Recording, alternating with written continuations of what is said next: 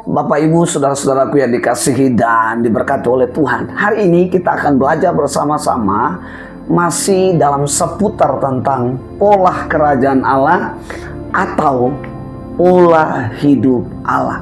Nah, Bapak Ibu yang dikasihi dan diberkati oleh Tuhan, sekali lagi saya menekankan kembali bahwa Allah di dalam rancangan yang kekalnya, yaitu menciptakan kita segambar dan serupa dengan Dia. Nah, kata segambar adalah pengertian yang merujuk kepada pola Allah. Setiap orang yang hidup sesuai dengan pola Allah, mereka adalah warga kerajaan Allah. Karena pola Allah adalah merupakan hukum yang ditetapkan di sorga. Dan Allah juga rindu tidak hanya para kudus di sorga yang dapat menghidupkan polanya sebagai hukum tertinggi dari hukum dunia ini, tetapi Allah juga rindu sebagai orang-orang percaya, sebagai calon-calon warga sorgawi juga dapat menghidupi pola Allah ini sendiri. Kapan pola Allah ini tidak ada lagi dalam hidup manusia? Bapak Ibu bisa membacanya di Kejadian pasal 3, di mana manusia memilih keluar dari pola hidup Allah, sehingga manusia tidak lagi memiliki nilai-nilai kehidupan Allah, karakter Allah, mentalitas Allah. Bapak Ibu bisa melihat generasi Nuh, begitu parahnya kehidupan manusia. Manusia menjalankan hidupnya dengan kehendaknya sendiri, dan manusia lebih mencintai kejahatan daripada kebaikan.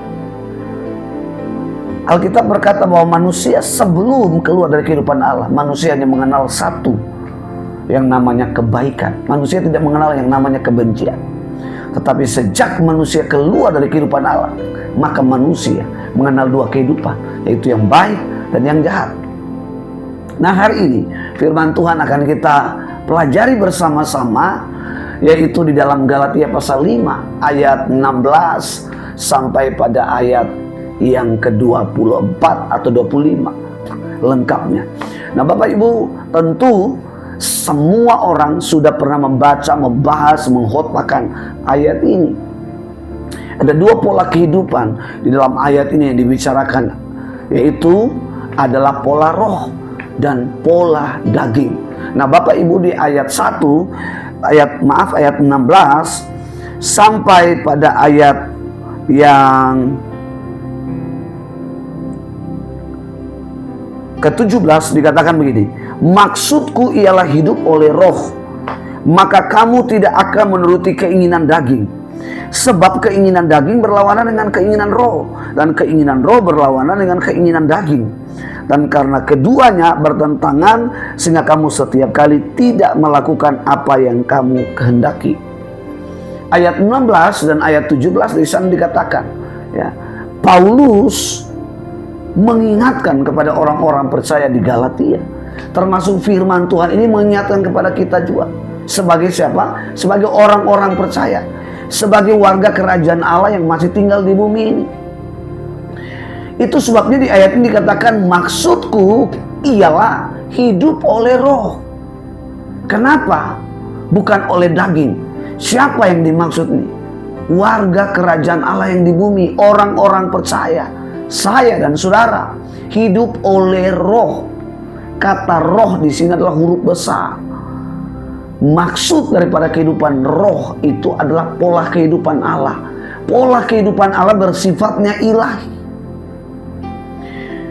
Bapak Ibu tidak akan melahirkan sebuah mentalitas dan karakter ilahi tanpa Bapak Ibu memiliki pola kehidupan Allah yang ilahi. Dan ayat ini di ayat 16 dan 17 dikatakan, karena kalau Bapak Ibu saudara dan saya menghidupkan pola daging, pola dosa, pola yang dibangun oleh iblis. Dan tentunya dunia ini sedang dikuasai oleh pola iblis, pola setan. Setan membangunnya lewat manusia. Setan membangun lewat penguasa-penguasa. Pola inilah akan melahirkan karakter. Makanya penegasannya adalah maksudku ialah hidup oleh roh, jangan oleh daging. Kenapa? Karena daging akan menghasilkan apa? Mentalitas, karakter. Karakternya juga daging. Kita akan melihat ada 16 karakter daging. Dari mana karakter daging ini? Yaitu dari pola daging. Pola daging adalah pola yang iblis bangun kepada setiap orang yang tidak hidup di dalam Kristus, yang disebut adalah orang-orang dunia.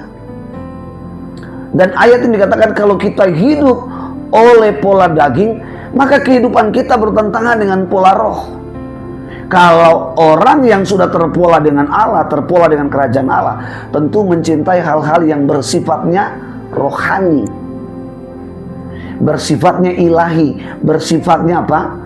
Hal-hal yang sesuai dengan kehendak Allah.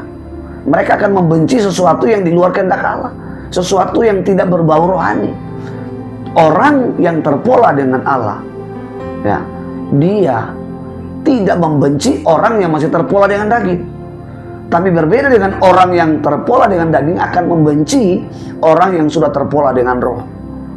Orang yang terpola dengan daging akan mengasihi orang masih terpola dengan daging, dengan dunia. Yang kedua, orang yang hidup terpola dengan daging selalu yang namanya gagal, selalu yang namanya apa? Kehancuran. Tidak heran kalau ada orang yang sudah rajin ibadah, ada orang yang sudah pelayanan, tapi kenapa terjadi perceraian? Kenapa terjadi perselingkuhan? Kenapa terjadi koruptor? Kenapa terjadi penipuan? Tidak menjamin orang yang masuk ibadah pelayanan itu adalah orang-orang yang sudah terpola dengan Allah. Belum tentu. Ada orang ibadah melayani hanya karena apa? Karena perintah manusia. Hanya karena sebuah rutinitas, hanya karena sebuah budaya yang sudah diwariskan dari nenek moyangnya, dari orang tuanya. Tetapi orang yang sudah terpola dengan kerajaan Allah, orang yang sudah terpola kembali kepada pola Allah, semua yang mereka lakukan adalah untuk Tuhan semata dan bukan untuk manusia. Semuanya tujuan untuk memuliakan Dia. Kenapa kita memuliakan Dia? Kenapa kita meninggikan Dia?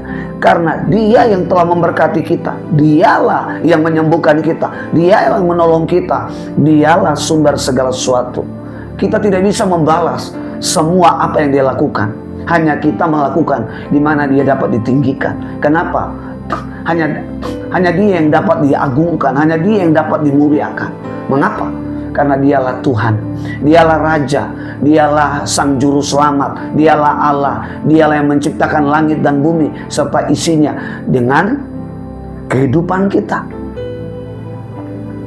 Dan yang ketiga, kalau kita hidup oleh daging, maka terlihat lahirlah yang namanya karakter daging. Di ayat yang ke-19 dikatakan perbuatan daging telah nyata. Yang pertama percabulan, ya. Baru saja berita di Surabaya, seorang pacar cowok memultilasi pacarnya beberapa pangkat. Kita bisa melihat pelecehan seksual bukan hanya terjadi di daerah, di Indonesia lumayan tinggi. Anak-anak di bawah umur dilecehkan sehingga mereka kehilangan masa depan. Mereka sudah dihancurkan di masa kecil. Mereka tidak tahu apa-apa. Dan lihat baik, dan ini adalah semata pekerjaan yang punya pola itu sendiri, pola daging. Siapa namanya? Setan. Namanya adalah Lucifer. Namanya adalah Diabolos. Orang yang terpola dengan daging, Tuhannya bukan Allah yang kita sembah, yaitu Tuhan Yesus, tapi adalah apa? Lucifer. Percabulan, karakter yang pertama. Yang kedua adalah apa? Kecemaran. Yang ketiga, hawa nafsu. Suka mencemarkan nama orang, suka gosip, itu adalah termasuk dari pencemaran. Buang sampah sembarangan itu termasuk adalah pencemaran. Buang sampah sembarangan itu adalah pola daging. Bapak Ibu tahu nggak? Alkitab bilang ini adalah dosa. Kenapa? Karena kalau Bapak Ibu buang sampah sembarangan, Bapak Ibu tidak kena penyakit, tapi orang lain yang tinggal di sekitar itu akan kena penyakit, berdampak polusi dari sampah yang kita buang. Kita yang suka memfitnah, menggosipkan orang, termasuk adalah pencemaran. mencemarkan. Makanya ada pasal tentang pencemaran nama baik. Hawa nafsu, ya. Sudah punya istri satu, pengen tambah, ya. Kalau ada agama mengajarkan,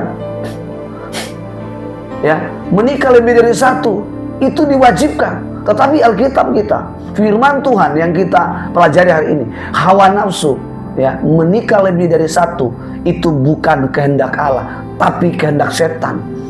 Ya, kehendak setan, kehendak Lucifer. Dan iblis ingin menghancurkan generasi orang percaya lewat apa? Sebuah pernikahan. Yang keempat, ya, penyembahan berhala. Dulu orang menyembah di gunung, di batu.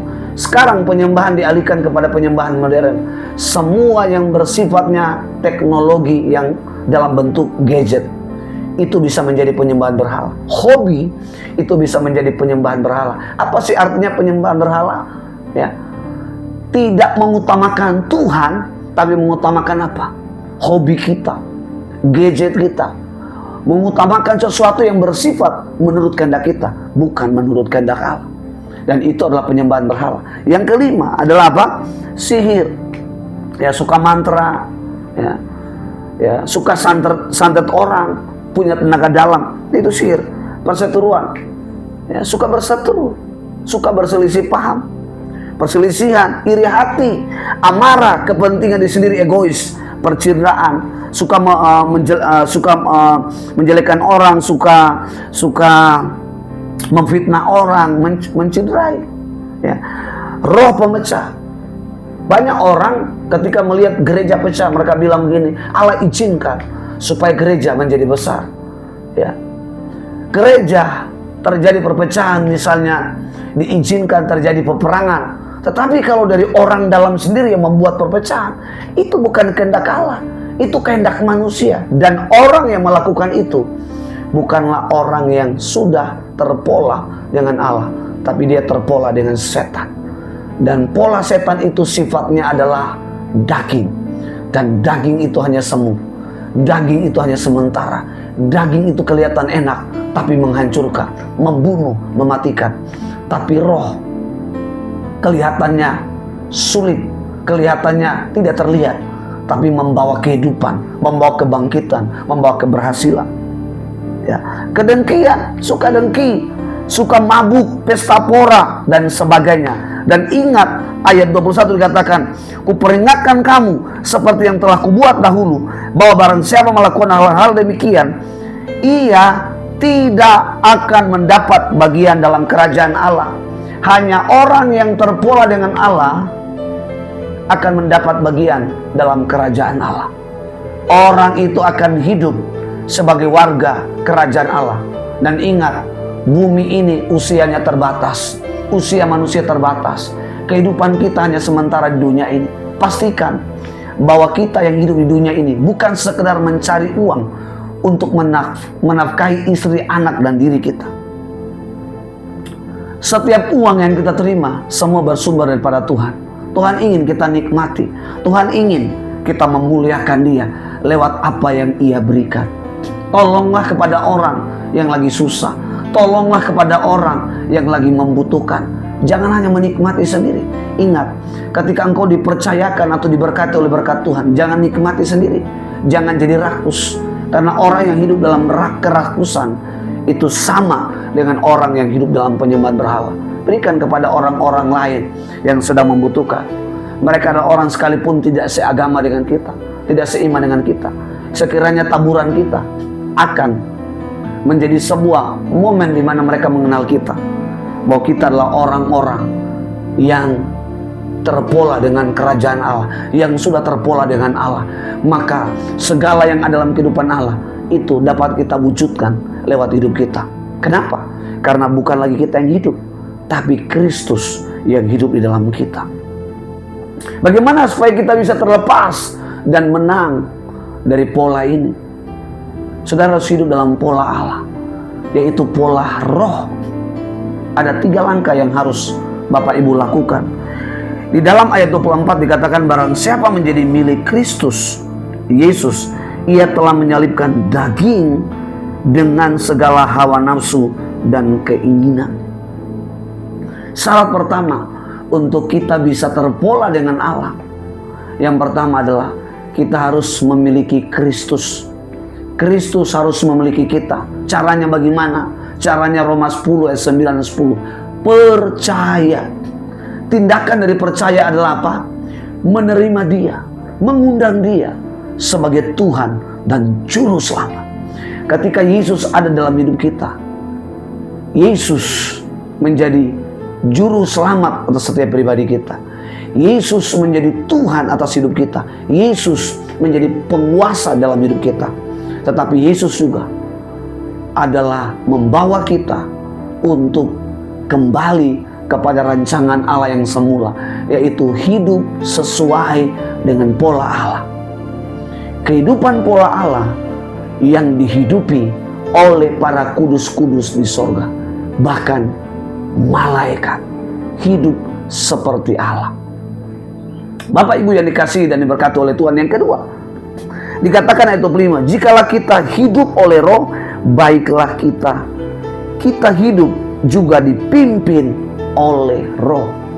Yang kedua, setelah kita menerima Yesus sebagai Tuhan dan Juru Selamat, dan kita menjadi milik Kristus, kita menjadi milik Allah, sekarang Roh Kuduslah yang hidup di dalam kita. Dan Roh Kuduslah yang memimpin kita. Roh Kuduslah yang membangun kita untuk hidup di dalam apa? Di dalam pola Allah. Roh Kuduslah yang membangun, Roh Kuduslah yang mendiami. Untuk apa? Supaya Dia menuntun kita, supaya Dia membangun, yaitu pola kehidupan Allah. Supaya pola yang kita hidupi di dalam Kristus adalah pola Allah, atau pola kerajaan Allah itu sendiri. Maka kita dapat mewujudkan di dalam kehidupan sehari-hari, yaitu kehidupan Allah itu sendiri. Dan yang ketiga, dikatakan di ayat 18, akan tetapi jikalau kamu memberi dirimu dipimpin oleh Roh, maka kamu tidak akan hidup di bawah hukum Taurat. Sekarang memberi diri, kata memberi diri dengan kata lain mempersembahkan, memberikan ini sepenuhnya, secara total. Hidup kita ini menjadi milik Tuhan. Kalau hidup kita menjadi milik Tuhan, apapun yang Tuhan kerjakan, semua dengan maksud, dengan tujuan adalah apa? Untuk membawa kita kembali kepada polanya, membawa kita untuk hidup sesuai dengan kehendaknya. Kalau 3 langkah ini yang kita lakukan, maka kita akan hidup di dalam pola kehidupan Allah. Dan pola kehidupan Allah ini akan melahirkan mentalitas kita, mentalitas Allah dan karakter seperti Allah. Nah, seperti apakah karakter Allah itu sendiri? Ketika kita menghidupkan pola Allah itu sendiri. Ayat 22 dikatakan, tetapi buah Roh ialah kasih. Ya, kasih tidak sekedar memberi, tapi kasih ukurannya adalah nyawa. Kalau engkau cintai istrimu, cintailah dia sampai mati.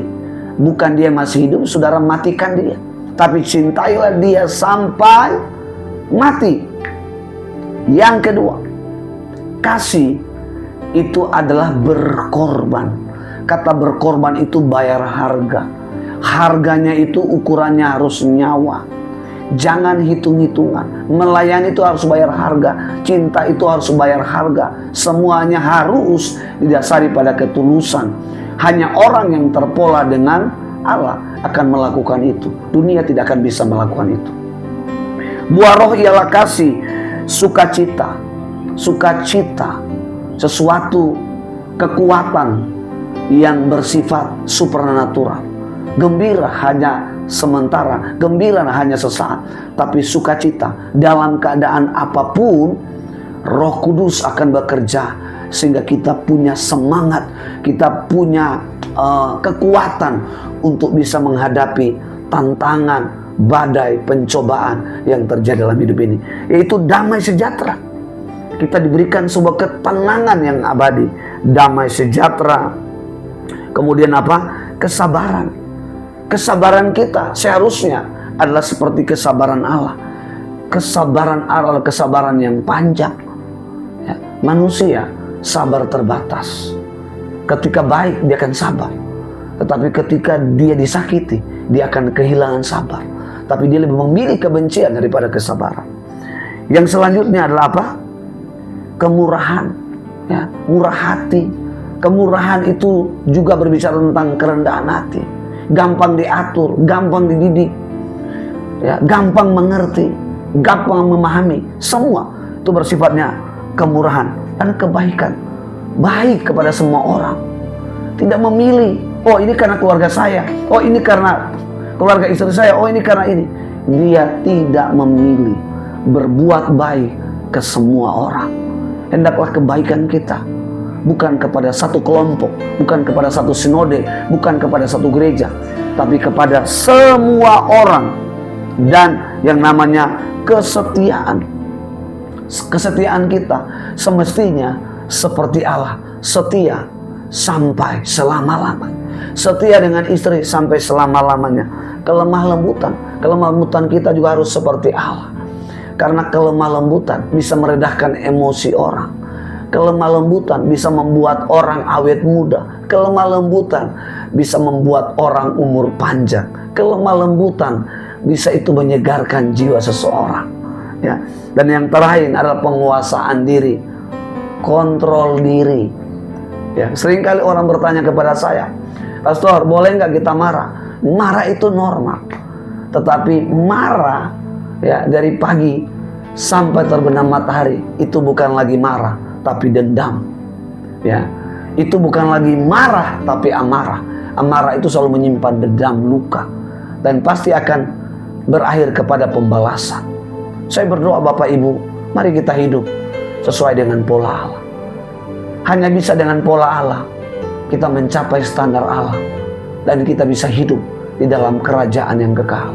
Yesus berkata bahwa kerajaan Bapa di sorga, kerajaan Allah adalah rumah Bapa. Dan setiap kita yang menjadi warganya, menjadi anak-anaknya, akan kembali dan tinggal selama-lamanya di mana rumah daripada Bapa itu sendiri. Siapa yang akan datang menjemput kita? Yesus Kristus, Tuhan Allah. Karena itu Bapak Ibu, hari ini kalau engkau belum menerima Yesus sebagai Tuhan dan Juru Selamat, undang dia. Cari pendeta yang bisa menuntun kamu, membimbing kamu, membapai kamu, dan supaya Bapak Ibu dapat terpola dengan kehidupan Allah. Saya berdoa kiranya kita bukan sekedar melayani beribadah, tapi kehidupan kita mencerminkan kepada dunia bahwa Allah adalah hidup kita, yaitu di dalam Yesus Kristus. Dari mana mereka bisa melihat? Dari mana mereka bisa tahu bahwa kita adalah warga kerajaan Allah atau anak-anak Allah? Yaitu lewat karakter kehidupan kita, yaitu buah-buah roh yang telah kita bacakan barusan. Tuhan Yesus memberkati.